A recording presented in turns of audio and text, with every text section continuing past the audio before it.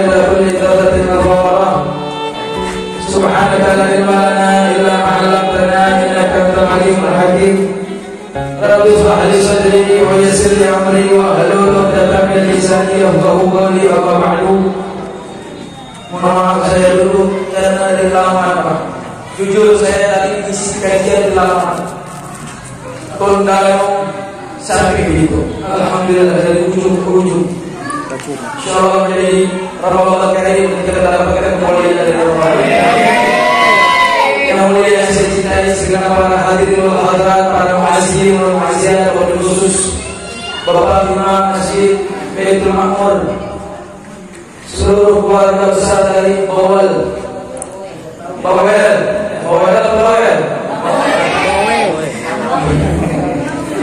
Ya mudah-mudahan Allah Subhanahu wa taala senantiasa Allah jaga kerukunan antara keluarga. Allah berikan kebersamaan di dunia kelak di akhirat Allah Subhanahu wa taala. Yang mulia saya cintai segala hadirin, dua habib kita yang senantiasa bersamai. Luar biasa guru-guru kita ini membersamai kita di setiap dakwah kita. Mudah-mudahan Allah berikan kepada beliau berdua banyak umur dan afiat. Mudah-mudahan kita bisa berkumpul bersama datuknya Sayyidina Muhammad sallallahu alaihi wasallam. Yang saya hormati Nabi Ustaz Zaid, Ustaz Sufyan dan keluarga besar. Mudah-mudahan anak-anak dari keluarga almarhumah yang ditinggalkan Allah berikan kesabaran, ketabahan. Mudah-mudahan almarhumah Allah tempatkan di posisi yang paling indah di sisi Allah. Saudara-saudara kepada Allah, kita tidak usah ceramah, kita ngaji. Ini malam kita datang ke tempat ini untuk bertakziah. Apa sih takziah? Apa sih gunanya takziah? Apa sih hikmahnya untuk kita takziah? Apa sih gunanya takziah itu? Sebelum saya bahas lebih jauh, perlu diketahui takziah itu diambil kalimat dari azza yu'azzi takziah, yakni dimana ada sabur, yakni kita memberikan sabar kepada orang yang terkena musibah. Itu namanya takziah. Umum berarti bukan hanya orang yang kena orang kematian. Orang yang punya musibah umum bukan hanya dengan kematian, tapi ketika dia lagi keliling hutang atau lagi sedih karena apapun urusan dunia, pokoknya selagi dia kena musibah, ketika kita memberikan tasawuf kepada dia, itu namanya takziah. Di mana dalilnya? Nabi sallallahu alaihi wasallam bersabda, "Man azza akhahu bi musibatin illa rasulullah yaumal qiyamah min hulalil haram." Dalilnya di dalam hadis apa? Karena nanti kan ada orang-orang bertanya, mana dalilnya bertakziah? Takziah itu ada dalilnya dari hadis Nabi.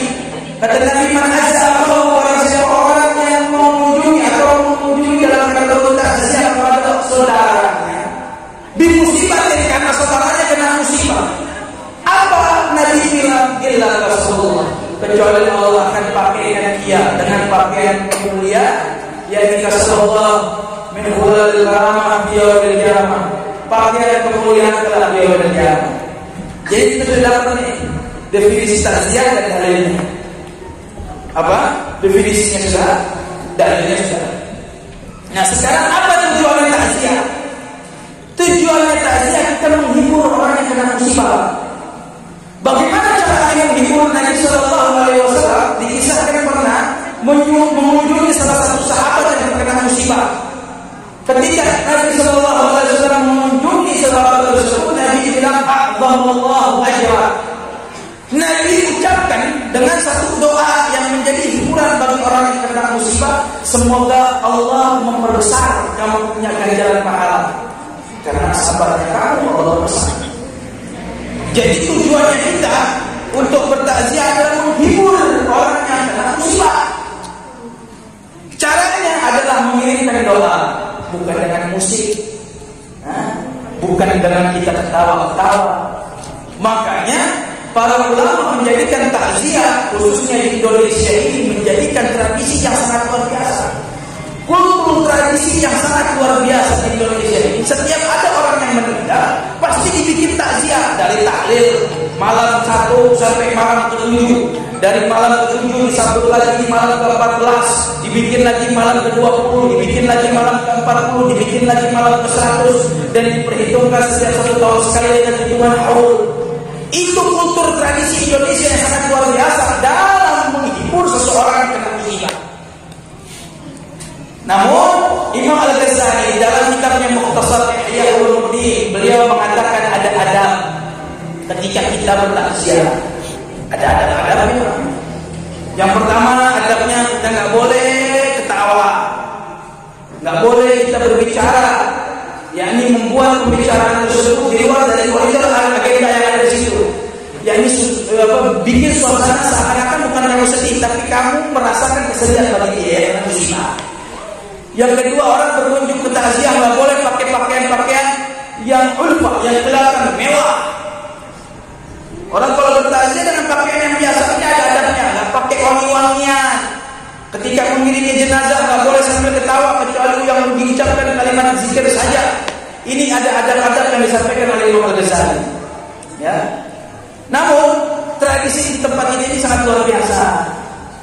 Makanya Nabi sebenarnya melarang. Pernah suatu hari, ini diriwayatkan ada di sini, ketika Sayyidina Ja'far Ibn Abi Thalib, ketika beliau lagi kena musibah karena wafat anaknya, Nabi SAW memerintahkan kepada para sahabat untuk membuat makanan dan diberikan kepada keluarganya Ja'far bin Abi Thalib. Berbeda dengan kultur ibadat, kultur adat kebiasaan kita. Orang kalau takziah seakan-akan terbebani, dia harus bikin cookies, dia harus bikin makanan. Ini tidak dibenarkan oleh ajaran Rasulullah SAW. Bagaimana cara menghilangkannya? Cara menghilangkannya kita bikin bagaimana setiap para imam atau pegawai syariat memerintahkan kepada warganya saling membantu kepada orang yang kena musibah. Kita bikin kayak begitu. Gak usah kita hilangkan, kita ajarkan, tapi kewajiban para imam, para pegawai syariat memerintahkan kepada warganya setiap orang yang kena musibah wajib saling kita bantu.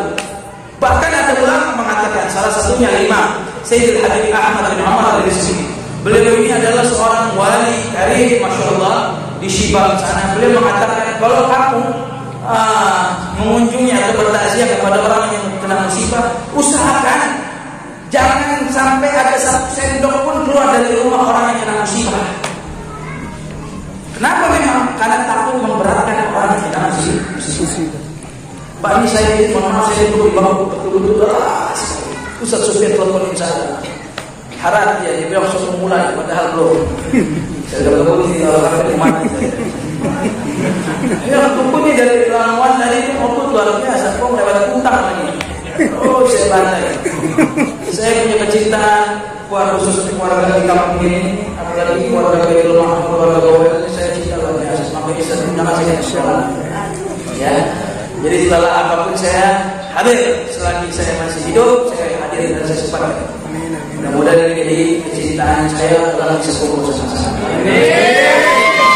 Kemudian saudara-saudara, sehingga kultur ibadah dalam kunjungan takziah harus dirubah sistemnya. Tadi saya perintahkan imam-imam dan pegawai syariat untuk memerintahkan warganya membantu. Nah, ini adalah salah satu perkara yang memang betul-betul Nabi anjurkan, karena dalam kisah yang tadi Sayyidina Ja'far bin Abi Thalib, Nabi memerintahkan kepada para sahabat untuk memberikan makanan kepada warga Ja'far bin Abi Thalib. Tapi hikmahnya. Jadi ini yang ngaji enak sekali sudah. Jadi di malam Ramadan, ibu-ibu harus mengambil kesempatan. Ramadan ini jangan sampai sia-sia orang. An-nisfuhu dhahab wa nisfuhu dhahab. Setengahnya telah pergi, setengahnya lagi emas. Saya di Hadramut waktu saya di Yaman. Selama saya 5 tahun di Yaman, saya itu sholat tarawih nggak ribut kayak Moni 8-20. Saya 100 rakaat. Demi Allah, saya lakukan 100 rakaat bukan sendiri. Sampai hampir seluruh santri yang ada lulusan tarikh pasti mereka tahu kalau di tarikh itu melaksanakan sholat tarawih itu 100 rakaat. Itu orang ribut 8-20. Udah 8-20 aja sholat nggak ada yang khusyuk. Apalagi volumenya lama banget. Saya 100 rakaat. Guru saya Habib Salim bin Abdullah Syarif, beliau orang yang sangat luar biasa. Keajaiban yang saya lihat, beliau itu kalau berjalan pakai kursi roda, namun kalau sholat tarawih beliau berdiri. Dan dia lakukan selama 100 rakaat imam. Bukan pakai kulhu bacaannya, kalau orang kulhu Dan kalau malam ke-15 baru kita anzal Lailatul Qadar. Nyata. Khatam Al-Quran setiap malam itu satu makrah, satu buka membaca Al-Quran. Nah, ini nikmat. Ini 8 rakaat itu. Padahal cuma 10 doang gitu. Udah begitu main kartu berjam-jam sampai subuh. Betul ya? Jadi kami lakukan Ramadan itu dan kebaliknya Pak, jujur. Di awal-awal Ramadan kami menjumpai masih sepi. Masih sepi Bu, masih sepi. Enggak ramai. Tapi kalau udah di ujung akhir Ramadan itu terhitung dari malam 21, malam 23, malam 25, malam 27, malam 29, kamu nggak bakal bisa mendapatkan sop pertama kalau kamu datangnya setelah Isya. Habis maghrib mereka orang nggak ada yang pulang karena di masjid dari sisi makan mereka orang mengambil dari situ. Kenapa? Karena mereka orang ini dulu dengan Qadar. Kalau orangnya ada, orang miliknya cuma Ramadan datang rindu manada, rindu lampu. Makanya berbeda orang awal Ramadan kami kita orang akhir Ramadan. So berapa sok ya? Masih lumayan. 3 sok. Saya dalam perkataan. Jadi yang 20 rakaat nyambung, yang 8 rakaat pergi dulu. Itu kebiasaan itu. Jadi para ulama menyatakan an-nisfu kadha'af wa nisfu dha'af yuhsinul baqi. Perbaiki yang tersisa. Perbaiki Bu. Ini malam-malam istajab berdoa. Ibu jangan doa doang, ya Allah minta mobil, diulang-ulang aja tuh minta mobil. Bohong kalau Allah nggak kasih, yang penting yakin. Kakek minta mobil, datang mobil mati. Mobil datang mobil. Minta sama Allah, sebab Nabi SAW sendiri yang menyatakan di setiap malam-malam Ramadan ada seruan panggilan-panggilan dari langit yang memanggil, yang menyuruh kepada seluruh umat Nabi Sallallahu Alaihi Wasallam, seluruh umat dari hamba-hambanya Allah. Orang yang mau minta ampun, Allah ampuni. Orang yang mau minta hajatnya, Allah berikan hajatnya. Orang yang mau taubat, Allah berikan taubatnya. Ini seruan setiap malam. Makanya ambil bagian dari Ramadan. Orang yang silakan adalah orang yang mendapati Ramadan tapi tidak satu pun ada dosa yang diampuni oleh Allah. Ngeri banget. Untuk masih Allah jumpakan kita di Ramadan ini, tahun yang akan datang mana ada yang mungkin. Sesuatu duluan sok. Siapa sekali sih? Habib Albar atau siapa? Tapi kita minta sama Allah supaya Ramadan tahun ini lebih hikmatnya adalah ketika kita mampu menghidupkan siang demi siang. Walailahu bil qiyam. Itu para ulama mengatakan, fi naharihi siyam wa fi lailihi bil qiyam. Siang harinya kita puasa, malamnya kita mendirikan malam. Gimana cara mendirikan malam? Bangun malam, baca Quran, tahajud, jangan putus. Ini nyanda. Tidur dari pagi sampai sore. Alasannya apa? Tidur itu ibadah di bulan Ramadan. Iya, tidurnya orang berpuasa di bulan Ramadan ibadah, tapi ibadahnya orang puasa bukan tidur. Ibadahnya orang puasa baca Quran, tapi masih. Wah, inilah amalan-amalan yang harus kita hidupkan. Betul Ibu? Iya. Kurang-kurangin. Makanya kenapa para ulama tasawuf, saya kasih sedikit ilmu tasawuf. Orang suluk, ketika dia suluk, apa sih suluk? Suluk itu adalah menjejaki jalan dia supaya sampai ke hadrat Allah. Maka dia mendapatkan pangkat al-alim. Itu orang tasawuf. Mereka cara mengolah dirinya bisa pakai puasa. Apa sebabnya? Karena ketika mereka berpuasa dalam perut kosong, ilmu dan hikmat itu gampang dia cerna di saat perut kosong ketimbang ketika perut terisi. Orang kalau udah kenyang, jangankan sholat, ngomong sama temannya itu malas, udah kenyang. Iya, ngomong sama temannya ini udah malas, udah kenyang. Makanya puasa ini adalah jalannya para orang-orang ahlu sufi. Ahli ya, kalau kita sebut dengan jalannya para nabi dan musa itu udah otomatis. Tapi di dunia ini ada ahlu tariqah, yakni ahlu tasawuf, mereka jalannya adalah berpuasa. Makanya puasa itu bisa menahan hawa nafsu, mempelajari diri kita ini, bisa mengendalikan hawa nafsu itu dengan berpuasa. Makanya Allah nggak mau sia-siain orang berpuasa. Nabi bilang begini, Ini saya kasih sedikit cahaya Rasulullah SAW. Luar biasa mau dipelajari. Luar biasanya mau dipelajari Muhammad SAW. Saking ada mau bikin susah DP umat, dilarang makan di siang hari selama 1 bulan. Yang biasanya dia makan minum di setiap harinya, datang Ramadan diberhentikan. Allah bilang kepada Rasulullah, setiap apapun perkara Allah nggak mau bikin Nabi Muhammad itu nggak ridho. Wala sawfa yu'tika rabbuka fatarda. Allah pengen yang diberikan oleh Allah ini Nabi ridho.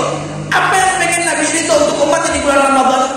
Nabi nggak pengen puasanya umat Nabi sia-sia ketika dia nahan makan, nahan lapar, nahan haus.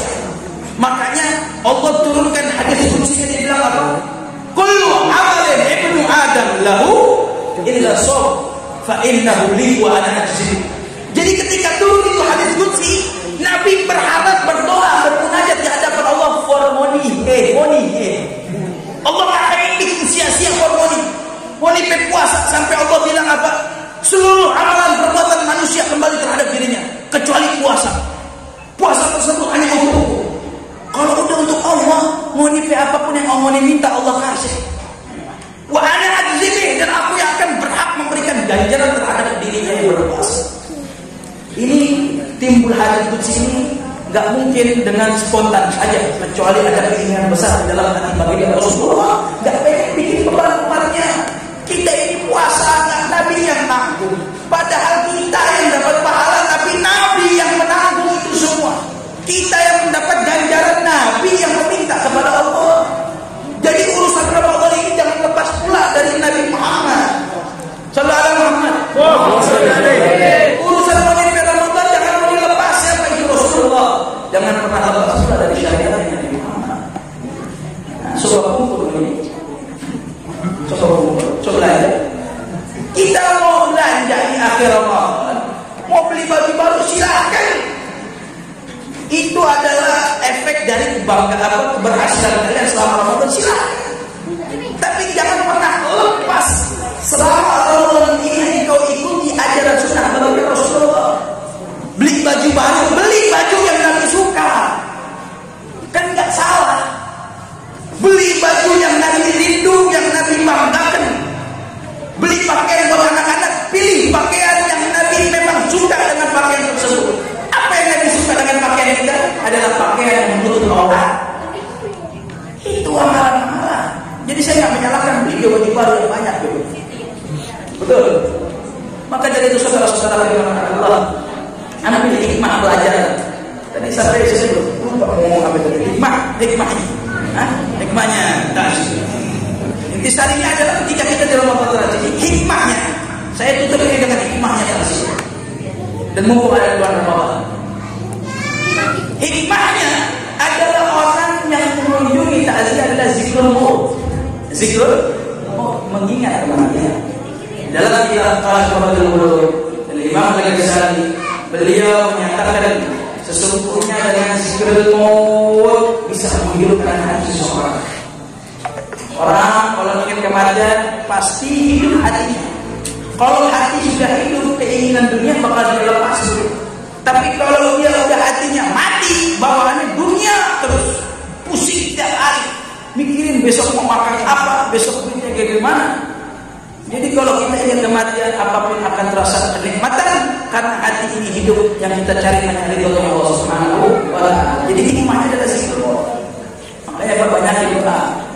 Doa sapu jagat itu yang luar biasa adalah Rabbana atina hasanah wa fil akhirati hasanah. Dunia dapat, akhirat dapat. Apalagi minta meninggal dalam keadaan husnul khatimah di bulan yang mulia kayak begini. Orang kalau udah meninggal di bulan mulia kayak begini, hatta dia pemabuk, hatta dia penjudi, kalau Allah izinkan dia wafat di hari atau di bulan Ramadan, di hari-hari yang mulia di bulan Ramadan, kita nggak tahu. Mungkin di saat dia sakaratul maut dia cuma la ilaha illallah Muhammad Rasulullah. Ngoni keadaan lebih mulia dia daripada kamu. Ya, husnul itu penting, berbaik sangka itu penting. Makanya di bulan mulia ya Allah minta sama Allah biar mati dalam keadaan husnul khatimah, mati di bulan yang mulia ya Allah, supaya kita mati dalam keadaan bisa berjumpa dengan Rasulullah yang cabut nyawa kita Nabi Muhammad. Ngoni tahu pesakitnya sakaratul maut sangat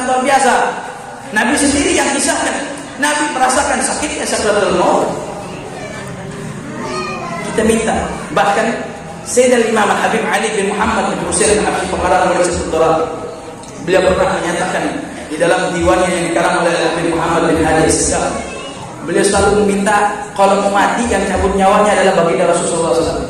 Karena kenapa? Pasti yakin yang cabut nyawa Nabi pasti penuh dengan kelembutan. Di sisi lain aja Nabi gak pengen umat manusia neraka, gak mungkin Nabi mencabut nyawa hamba atau umat dengan penuh kekerasan, pasti dengan penuh kelembutan. Minta sama itu, setiap malam minta sama Allah. Cukup dunia, cukup urusan kita di dalam dunia, kita minta sama Allah. Rasulullah, amin ya Allah. Tolong lanjut. Yang enak itu di luar forum. Jadi yang mau bertanya dalam perihal puasa, mumpung saya belum pergi, fokus tanya. Sedikit saya kupas. Mumpung masih ada berapa hari lagi nih? 14 hari, 13 hari ada? Ada 13 hari lagi? Ada 13 hari lagi kita berpuasa. Ada 13 hari lagi kita berpuasa. Sekitar 13 atau berapa lah, sekitar segera. Ambil bagian-bagian orang yang menjaga puasa. Hati-hati. Nabi selalu memantau puasa para umatnya, sehingga Nabi mengatakan, la tada, dan jangan kau seru orang yang berpuasa itu hanya menahan lapar dan haus, tapi pula menahan lisannya, menahan telinganya, menahan matanya. Ini harus penting juga. Ibu-ibu, kurang-kurangnya kalau ada siang hari, kurang-kurangnya ngegosip berjumpa siang hari. Apalagi habis maghrib, tentang habis maghrib sudah berbuka, tetap kok kurangin. Kita punya guru, saya pernah dengar Habib Saleh bin Abdullah Syadiri pernah berkata, beliau punya guru ini Sayyid Halwi bin Abbas Al-Maliki. Suatu perkara yang makruh saja harus kita hindarkan, apalagi perkara yang haram. Apa yang makruh? Yang makruh ini nggak boleh ibu-ibu nih nyicipin makanan bu di siang hari Ramadan. Nyicipin makanan di bulan Ramadan makruh. Puasanya sah, pahalanya dapat tapi kurang. Cicipin. Illa li hajat, kecuali ada hajat. Kayak dia punya anak mau makan, dia harus cicipin, tak boleh kepedesan. Itu boleh. Atau ibu dagang, takutnya orang keasinan, ibu cicipin nggak apa-apa. Tapi nggak satu apa, bukan 10 panstop, 1 panstop aja. Kalau 10 panstop namanya berbuka. Ya, 1 panstop cobain, udah cukup, jangan lanjutin semua. Makruh. Kemudian apa lagi? Banyak perkara makruh. Salah satunya sikat gigi. Tapi ini unik. Ini ada kasih fatwa dari Habib Muhammad bin Mahfud Al-Haddad. Beliau mufti Mukallaf.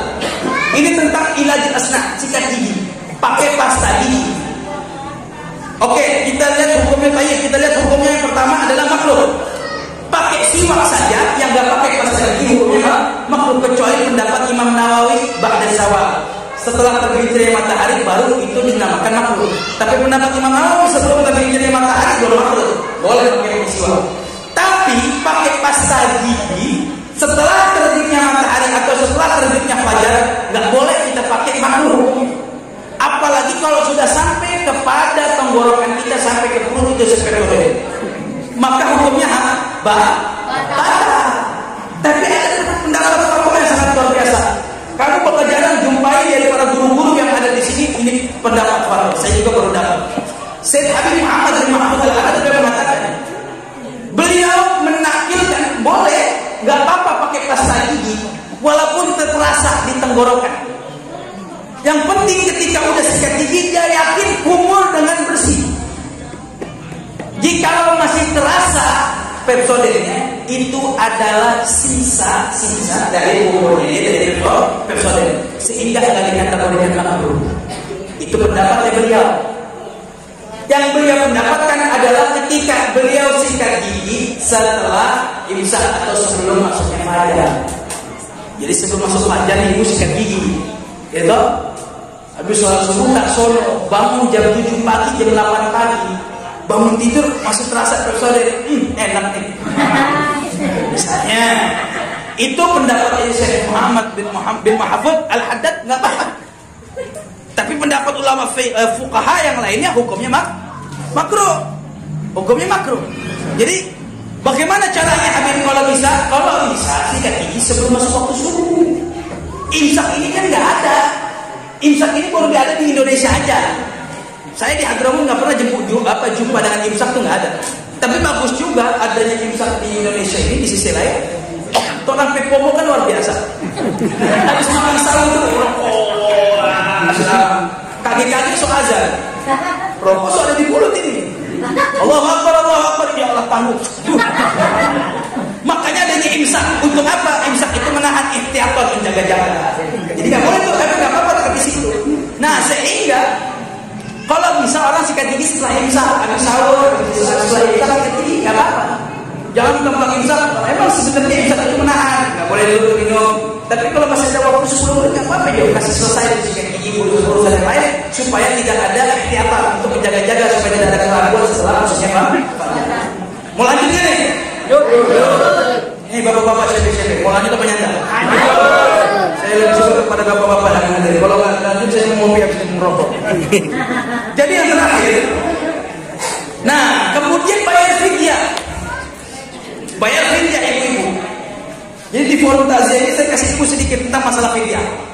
Siapa yang wajib bayar qadha? Siapa yang wajib bayar fidyah? Siapa yang wajib bayar fidyah saja? Siapa yang bayar wajib qadha saja? Yang wajib bayar qadha dan fidyah adalah perempuan. Siapa si perempuan itu? Si perempuan yang hamil idza khafata 'ala anfusihima. Jikalau dia takut terhadap dirinya dan anaknya, dia boleh enggak berpuasa tapi wajib bayar qadha dan yang kedua wajib bayar qadha dan fidyah pula bagi si perempuan lagi ibu. Tapi perempuan yang radhi, yang menyusui idza khafata 'ala anfusihima. Tapi ada pendapat di dalam pendapatnya Imam Ramli kalau khafa 'ala nafsihi faqat terhadap dirinya saja maka wajib qadha tanpa bayar fidyah.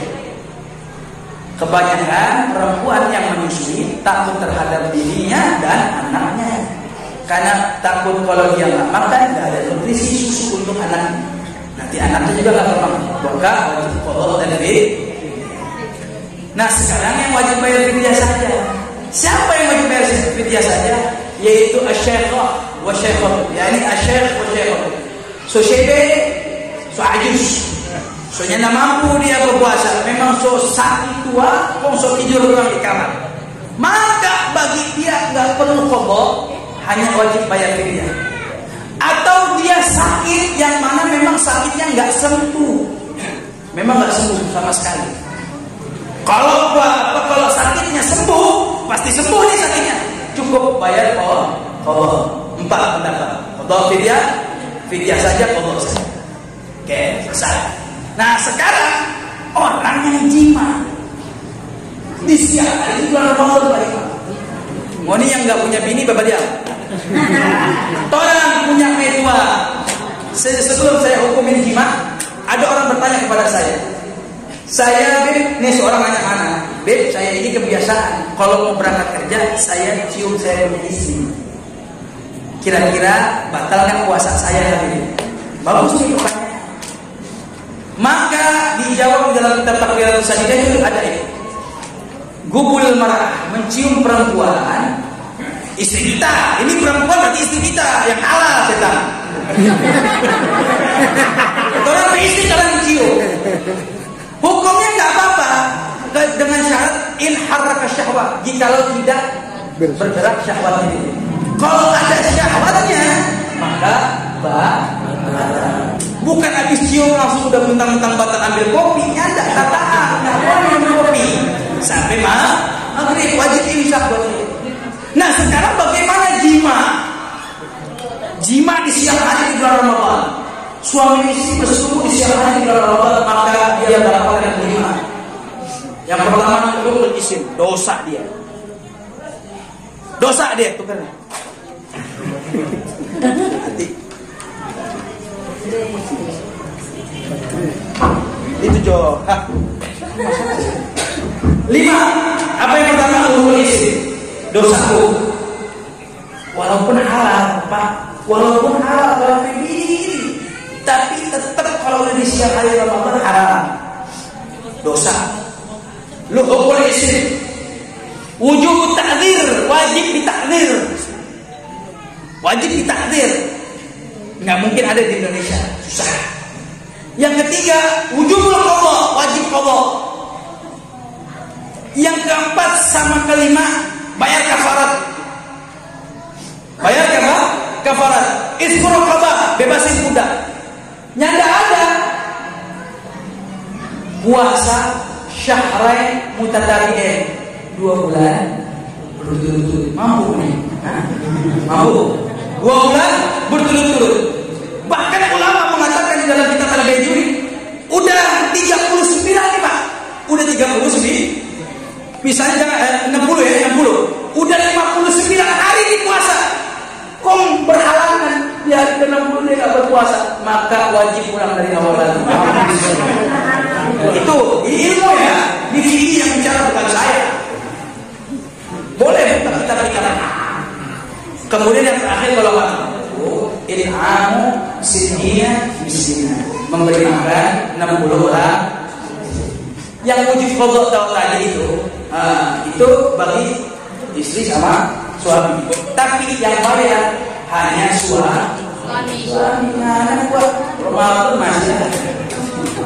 Bahkan ulama mengatakan, walaupun setelah maghrib halal di sini, tetap ada satu ulama Imam As-Sukri mengatakan, mengisahkan para ulama bersama di Baghdad itu, mereka bahkan tidak ada yang pulang ke rumah untuk mengejar istri mereka. Karena kenapa? Dia takut merusak Ramadan, sehingga dia jaga Ramadan supaya dia nggak pulang ke rumahnya nggak bakal jadi bini. Nah, jadi ini perkara yang kita hindarkan. Ya sudah, begini saja. Mudah-mudahan yang mau lanjut tanya sambil merokok, sambil santai, insyaallah. Selagi saya ada di sini, kita sama-sama belajar, ambil ilmunya. Wah, masih muda, Pak, ambil ilmu itu mau dimanapun orangnya ambil. Selagi ada ilmu, banyak ambil. Al-Imam Muhyiddin mengatakan sesuatu yang ada di laut belum tentu ada di sungai. Paham itu? Jadi yang ada di laut belum tentu ada di sungai. Ikan paus tidak ada di sungai.